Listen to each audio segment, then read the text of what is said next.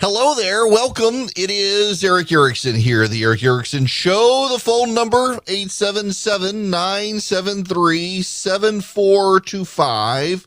If you want to be a part of this here program. No person shall be a senator or representative in Congress or elector of president and vice president or hold any office under the United States or any state who, having previously taken an oath as a member of Congress or as an officer of the United States or as a member of any state legislature or as an executive or judicial officer of any state to support the Constitution, shall have engaged in insurrection or rebellion or given aid and comfort to the enemies thereof. The Congress shall have power to enforce by appropriate legislation the provisions of this article. That is the 14th Amendment, Sections 3 and Section 5. Key language there, Section 5. There is a bat poop crazy hearing going on right now with Marjorie Taylor Greene on whether or not she was an insurrectionist and should be removed from the ballot. You need to know that the judge actually is a very progressive partisan. You also need to know that there are very few legal scholars in America who think this case has any merit. And the reason is because it is clear from the language of the 14th Amendment's enactment and debate that it applied to Confederates, and also that Congress has an insurrectionary act that says for this provision to apply, you must be convicted by a court of law of insurrection, which Marjorie Taylor Greene is not. There is very limited case law on this, but it goes all the way back to the 1870s, where a guy was found guilty of murder and appealed the case. It went up to a circuit court. Salmon Chase, the Chief Justice of the United States, was sitting on the circuit at the time and ruled that Congress, so the guy was found guilty of murder. He appealed because the judge had been in the Confederate Army and then gotten elected as a judge, an American judge. And the ruling from the court says that unless the judge had been found guilty in a court of law of insurrection, that provision of the 14th Amendment didn't apply. And it is commonly held that you gotta be found guilty. So this theater that's going on, that this progressive judge has allowed to happen because she's a progressive judge who routinely allows things like this to happen in defiance of the law because she's a progressive, there is no merit to the case. By the way, it is totally on point for Marjorie Taylor Greene in her picture headed into court to be drinking an energy drink. That is on point. Whether you like Marjorie Taylor Greene or not, as I mentioned the other day, whether you like Marjorie Taylor Greene or not is irrelevant to what the law is. And the law in this really is beyond dispute, except for this one progressive judge. It is beyond dispute. It is a little bit of a silly case and good for the Marjorie Taylor Greene fighting this. She should not be thrown off the ballot for this. You can defeat her, and I would vote against her if I lived in her district by voting for Jennifer Strahan, but this is a dumb case. Now, we must move on. There are two stories out there that I think should be read together. One from the Washington Post and one from the New York Times. Here is the headline from the Washington Post. Mark Meadows was simultaneously registered to vote in 3 states. Voter list maintenance is one of the dividing lines in American politics. Republicans argue that if voter registration records are not regularly purged and updated, election fraud can take place. Democrats push back that too many voter list purges are conducted haphazardly, removing eligible voters. Well, turns out Mark Meadows was simultaneously registered to vote in 3 different states, North Carolina, Virginia, and South Carolina. The overlap lasted about 3 weeks, and it might have continued if revelations about Meadows' voting record had not attracted scrutiny in North Carolina. Meadows is still registered in Virginia and South Carolina.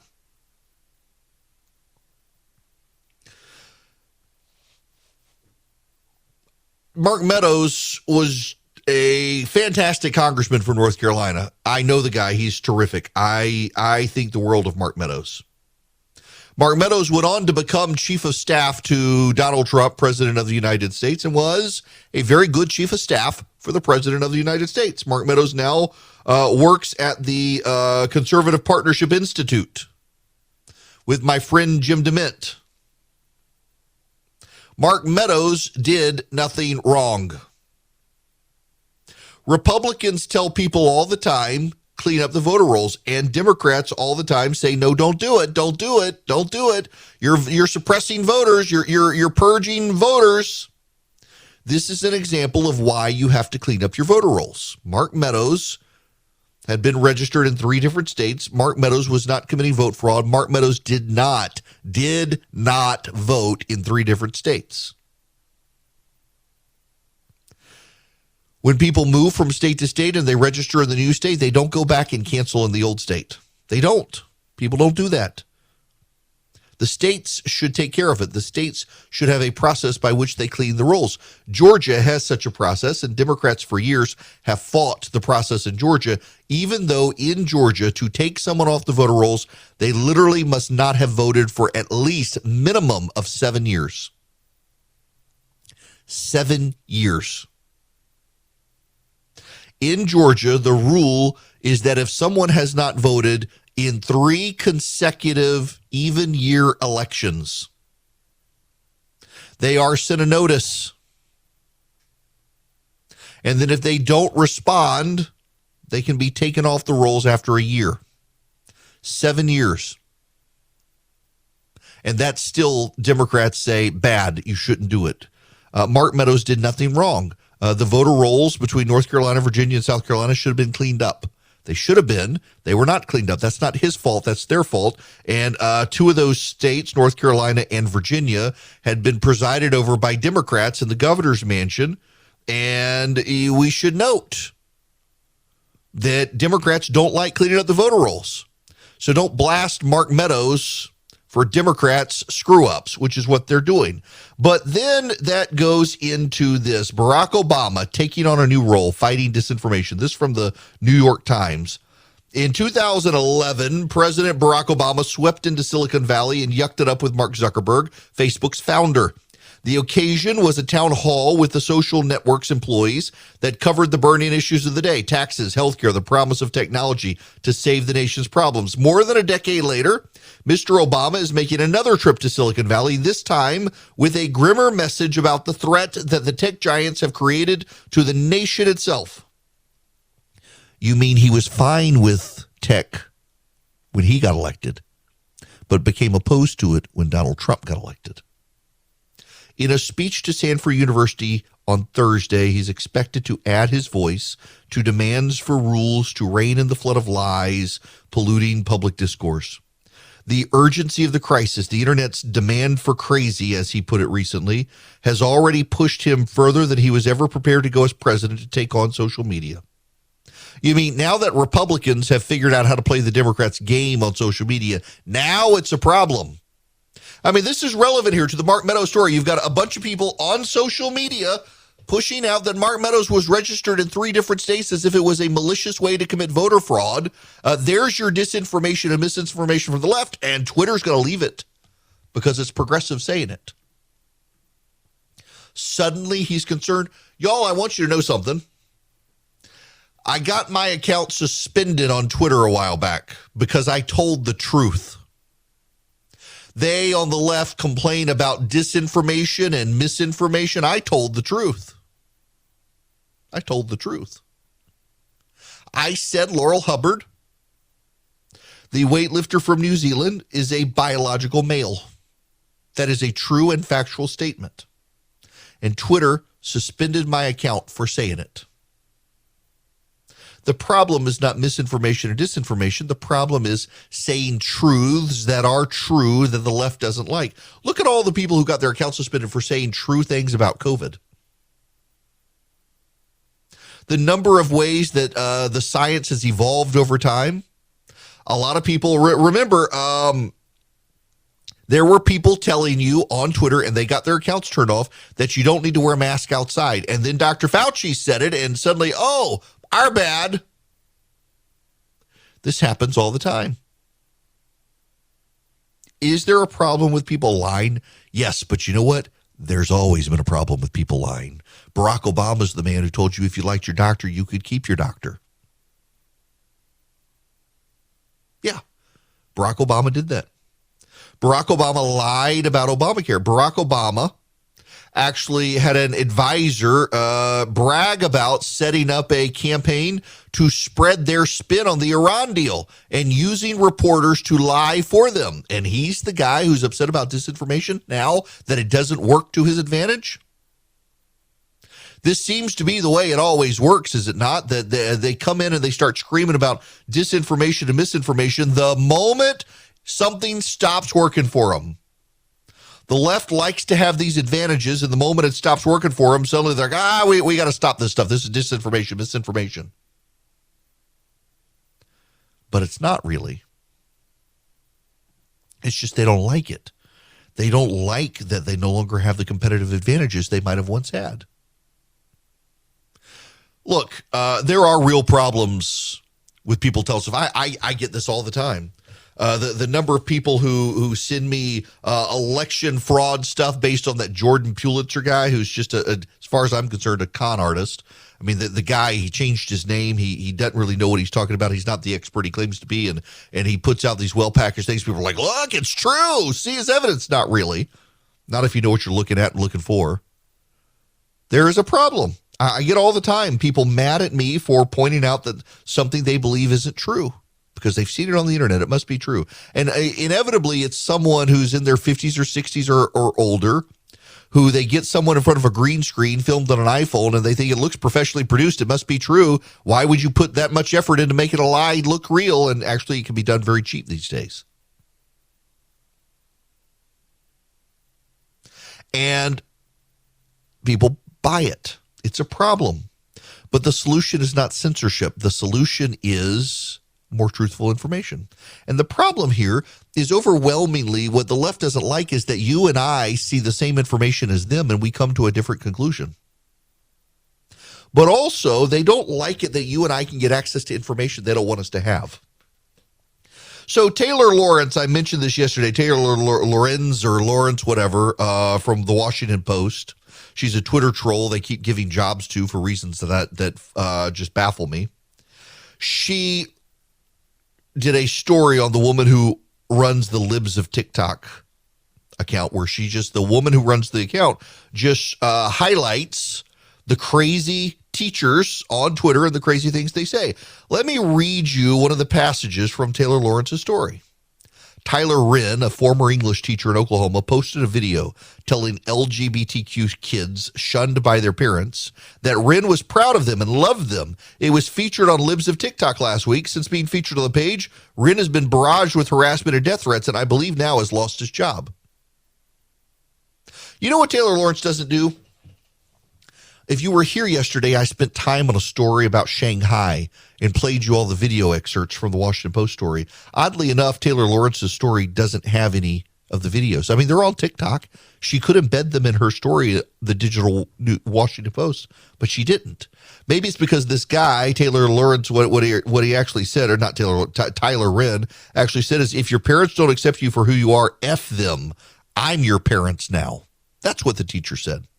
Another teacher featured by Libs of TikTok showed how she had taken down the American flag because it made her feel uncomfortable and was making her kids do the Pledge of Allegiance to the gay pride flag. That teacher also got punished. And that's Taylor Lawrence doesn't want to show you that. Brian Stelter had one of the supposed victims of the account on his program. He didn't want to play her video either, where she was filled up with misinformation and disinformation about the Florida law that he never wanted to correct. A guy who obsesses about disinformation from Fox News did not want to correct this teacher's disinformation, but instead allowed her on to perpetuate the disinformation. They're not opposed to disinformation. They're not opposed to misinformation. They are opposed to you finding out facts that compete with their narrative. Hello there. The phone number is 877-973-7425. At the bottom of this hour at 1:30, I'm sending out a recipe. It's Cuban mojo pork roast. It's a very good recipe. you can get it by texting the word Eric. I'm sorry. No. Text the word recipe, singular recipe. Text recipe to 33777.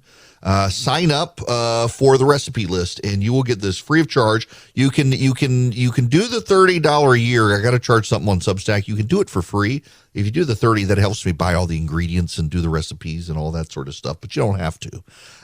Just go to text recipe to 33777, and you will get the link to the recipes. You can sign up. They are delivered to your email inbox every week. And today in, about 3 minutes or so, 3 or 4 minutes, I'm going to send out the Cuban Mojo pork recipe. It's actually really good. It's got cilantro and oranges and limes and mint and cloves and oregano, and it's really flavorful. It really is flavorful and very, very tender. It makes a fantastic sandwich this weekend when you're wondering. I may make this for the front porch for Sunday. Coming to think of it, I didn't do the fried shrimp tacos last Sunday, so I may need to do those this Sunday. I don't know. Depends on whether Jeff is coming or not. Jeff is a friend of mine who's a better golfer than me, who occasionally comes down, whose wife wants me to make the Krispy Kreme bread pudding recipe if he comes so that he can take home the leftovers. And so the moment he says he's coming, I got to go to Krispy Kreme. All right, we got other stuff to talk about. I got to play this clip for you because it kind of sets up the stage of where we're headed here. This is from MSNBC. Yes, MSNBC. Again, just to underscore the point, you mentioned it. Here's the generic ballot right now. If you average our NBC polling, we've taken this a few times this year. On average, Republicans right now leading the generic ballot by a point. In 2018, at this same point, it was Democrats leading by 8. You could see that wave coming in 2018. That 1-point Democratic lead was very shaky in 2010. You could see Bush's big year for Republicans coming in 2002. And you go back to 94. And again, 94 was a little different. This was the start of all of this sort of, the president comes in, loses control in the midterm. You couldn't quite see it coming in 94, but since then you have been able to. Yeah, we're seeing these waves, and they're fascinating to me.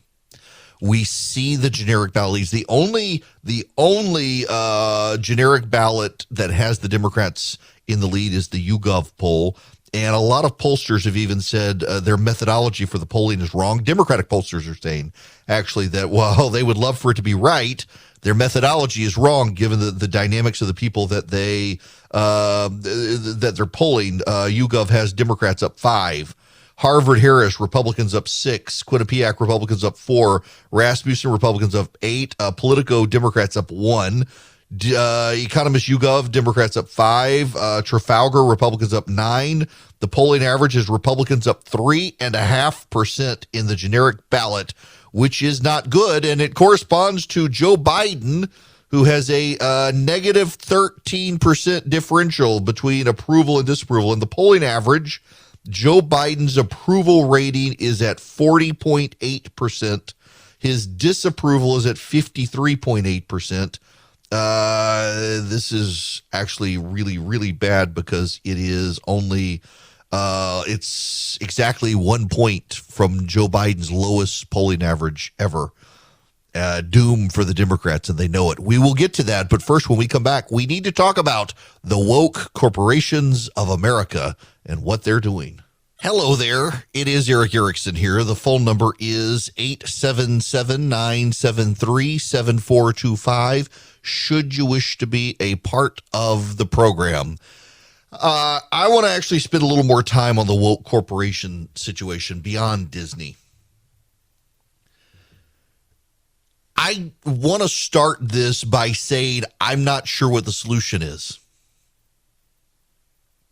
I really, and this is one of the things that frustrates me because normally I have a good idea of what to do.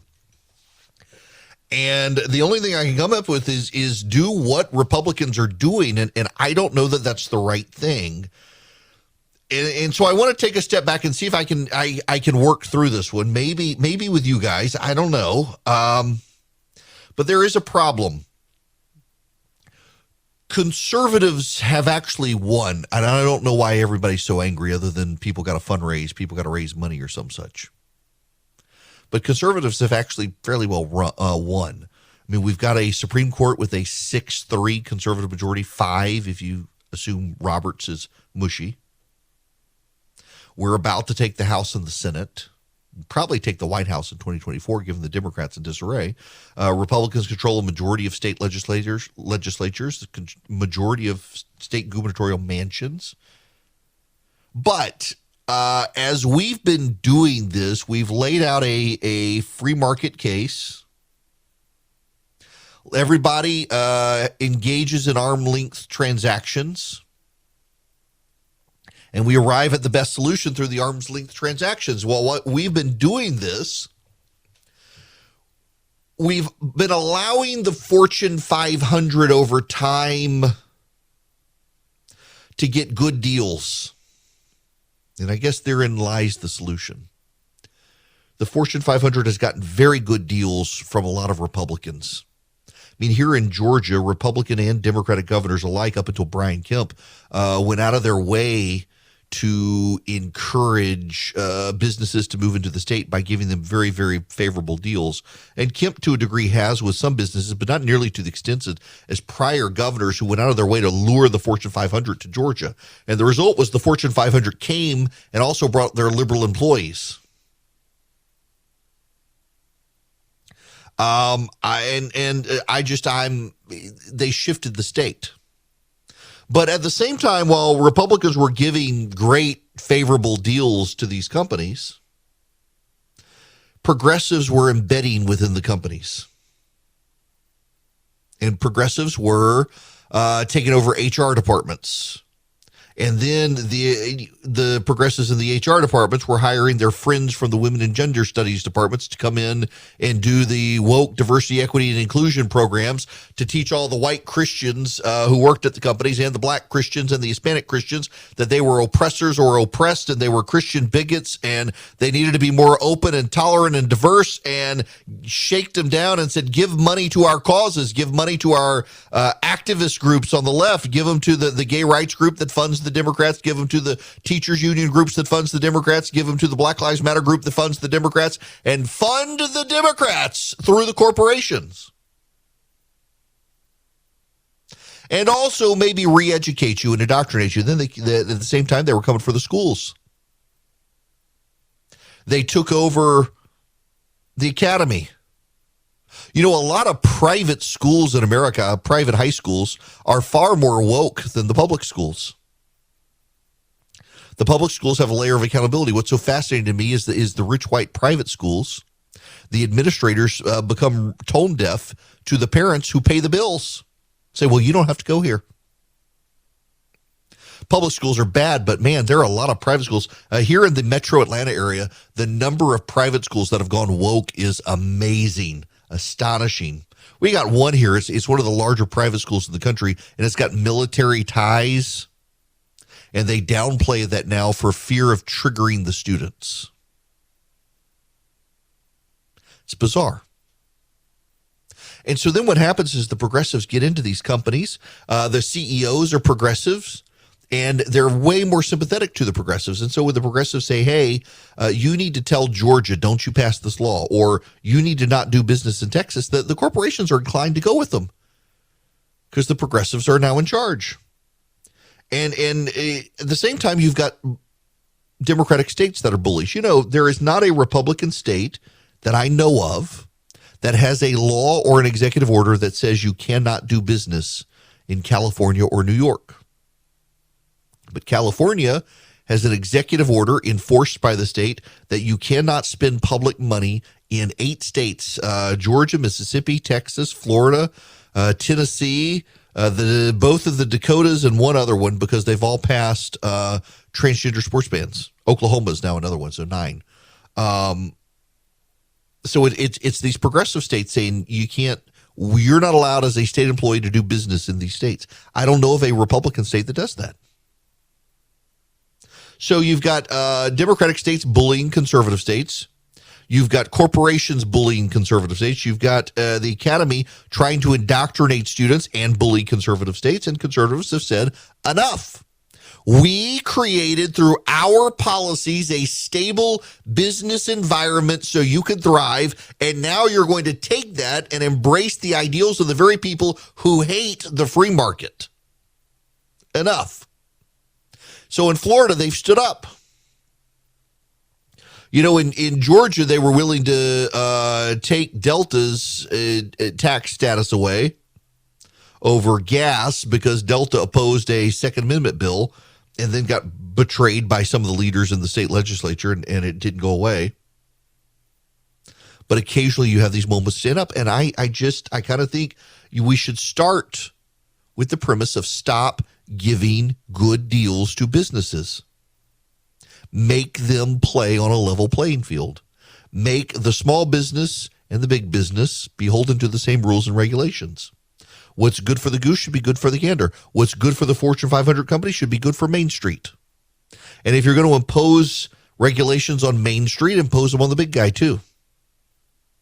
Maybe give the little guy less regulatory headache than the big guy.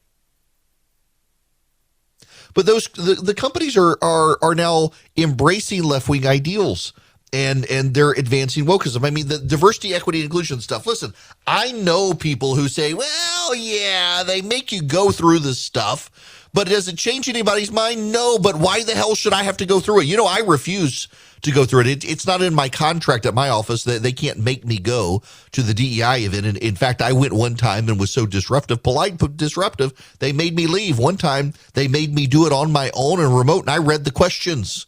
It was great radio, honestly. I was letting the listeners call it and decide. But why should we have to go through that? We are grown people. Why should we be lectured by some college grad who can't get a job outside the human resources department on diversity, equity, and inclusion? Why should we be lectured by these people? We are, because that's the only way they make money. They got to have a job somewhere, and so their friends in HR hire them to come in and do the workshops on diversity, equity, and inclusion and belittle the employees, black, white, you name it, belittle them.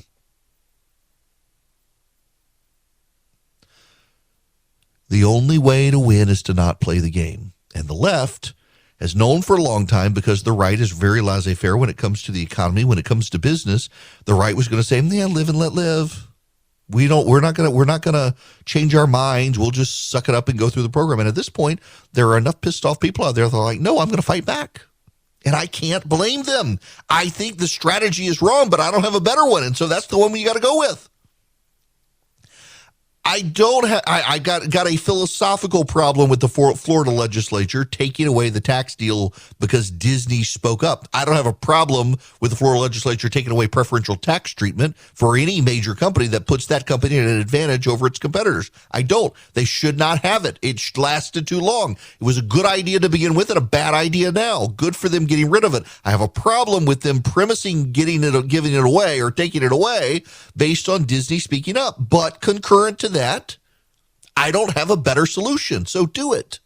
Somebody give me a better solution to the problem. And ultimately, one of the problems here is the people who could come up with the solutions think, well, it's not a really big deal because you're not going to change your mind going to the DEI. I shouldn't have to go to the DEI thing to begin with. Neither should you, to be belittled by your moral superiors telling you that your beliefs are racist when they're not.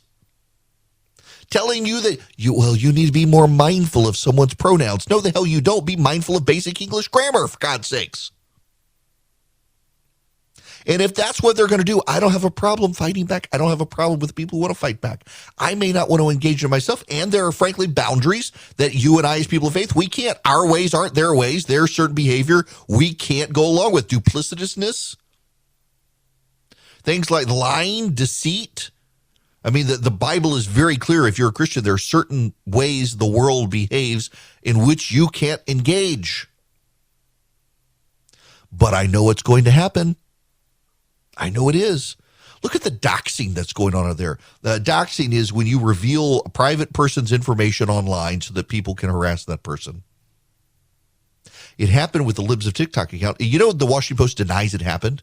They actually put in, the woman who owns the account, they put in all of her contact information in the story and then deleted it when someone pointed it out. And they denied that they ever did it when they had. And then you got Brian Stelter on CNN. Well, maybe. I mean, this is a life or death issue for gay kids. Maybe it's worth it. I just think you can't expect the right to sit on their hands and have the left advance through corporate America the agendas they can't advance through the government. The government can't censor because of the First Amendment. So the left is glommed onto corporations, and having the corporations do the censorship, the government can't. And so I understand the right's desire to fight back and say, you people are calling my truthful statement misinformation or disinformation. I'm coming for you. I can't blame them. I may wish for a better alternative. I may wish for a better solution, but not acting is not a solution right now because the left continues to advance. So give me a better solution to fight back against woke corporations. And right now, here I am saying it. I think perhaps the best solution is to do what Florida did to Disney, even as I don't know that it'll be upheld in court. And at least by doing it, they may deter other corporations from speaking up on behalf of the wokes, the smallest group of people in America that have a disproportionate power and say.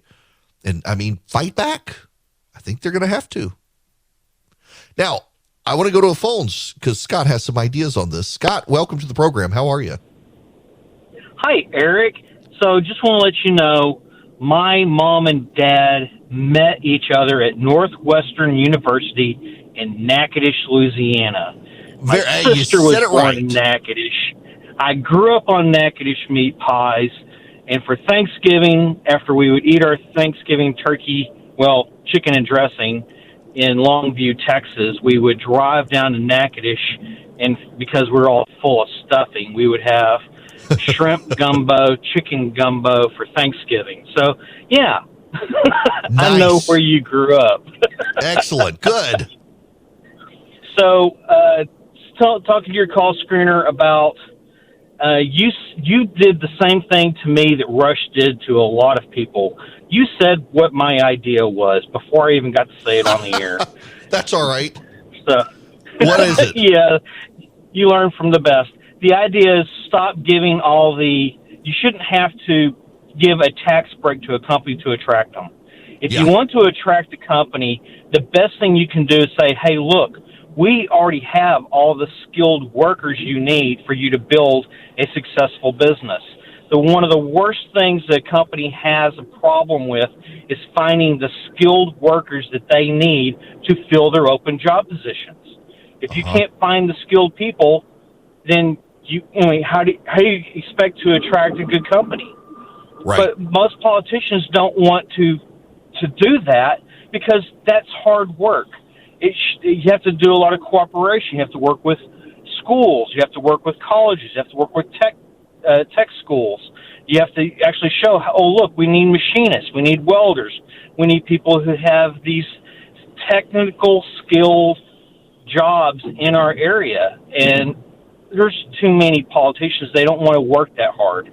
They want the quick, easy way of, hey, we'll just give you a tax break because that's simple. But simple is usually not the best answer.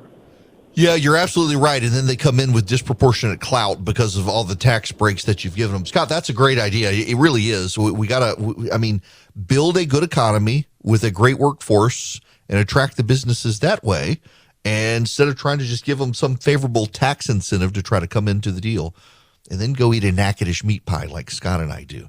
All right, before I get out of here, look, I've gotten some questions and I want to go off script here for just a moment. I have for years said that unlike other conservative talk show hosts, I wasn't just going to tell you to go invest in gold and silver and precious metals, in large part because I didn't think, given the economy we've had, that it was worth doing. But our economy is headed back into the 1970s. And in the 1970s, precious metals were a good resource for people who needed alternate investments outside the stock market or the bond market. And you got to be able to protect your retirement savings. We're seeing 40-year high inflation, interest rate hikes, increases in gas prices. I think precious metals are better, more stable than like crypto that so many young people are going into. I'm a big fan of precious metal investing at a time of geopolitical instability around the world, particularly when we're back in the Carter economy. And what hadn't been really necessarily a good fit for the last 30 years suddenly is again. And if you got $50,000 or more for your IRA, your 401k, or other retirement savings, your money could be at risk, and you don't have a lot of options. You can protect the money with actual physical gold and silver. Don't trust those companies that give you a certificate claiming that you will own this stuff. Actually, go with a company where you actually can get physical gold and silver. Goldco is one of those companies. That's why I like them. Call 855-904-5933. You're going to get a free wealth protection kit. Learn how to use gold and silver to protect and grow your money. Thousands of retirees are protecting their retirement savings, and many are getting $10,000 or more in free silver for doing it. Call my friends at Goldco. Find out how you qualify for their special offer. Goldco has helped thousands of Americans protect their retirement against inflation, stock market crashes. They can help you. See if they're a good fit for you. Just talk to them. 855-904-5933. Or better yet, if you just text ERIC, E-R-I-C-K, to the number 33777, I will send you Goldco's number. Text ERIC, E-R-I-C-K, to 33777. I'll send you their number. Hello there. Welcome. The phone number is 877-973-7425. If you want to be on the program, let's see here. I want to go back to the phone. Well, you know what? I've only got a minute. So I'm not going to go back to the phones because I would be doing all of you a disservice. So when we come back, then I will start the show with phone calls, and we got to get into the data because the Democrats are having some heartburn. I want to actually spend a little bit of time on the Georgia election because, I live in Georgia, but it's a national news story, and there's something that hasn't happened. And I may actually start with that after the phone calls. There's something that has not happened in Georgia that is actually really, really relevant, that you guys nationally, every night you watch Fox or CNN or MSNBC even, God forbid, and they talk about the Georgia election stuff. There's something that hasn't happened in Georgia that I actually think is probably the most important thing out of Georgia. We'll get to it. But right now, HBO has grown to nearly 77 million total subscribers as Netflix is in decline. And you know what Netflix's solution is? One, crack down on password sharers. But two, try to boost the quality of their content. A lot of it's crap, frankly. You know what they actually should do, even though I don't like it and it's not my thing? More reality-style series, because Netflix gets a lot of subscribers for unscripted reality stuff. And they want to go back to trying to do HBO, but HBO already does HBO, so do something different. The regular season is heating up. New stars are emerging, and that means more opportunities to win up to 25 times your cash on Prize Picks, the most exciting way to play daily fantasy sports. Just select two or more players, pick more or less on their projection on a wide variety of stats, and place your entry. It's that easy. Let it fly to turn $10 into $250 with just a few taps. Easy gameplay, quick withdrawals, and injury insurance on your picks are what make Prize Picks the #1 daily fantasy sports app. Watch your favorite players and get paid doing it this basketball season. See your entries make progress during the game or make new entries for the second half and the fourth quarter. 3-pointers, assists, rebounds, and everything in between are yours for the taking. Join the Prize Picks community of more than 7 million players who have already signed up. Right now, Prize Picks will match your first deposit of up to $100. Just download the Prize Picks app and use code GET100. That's code GET100 on Prize Picks for a first deposit match of up to $100. Prize Picks. Pick more, pick less. It's that easy.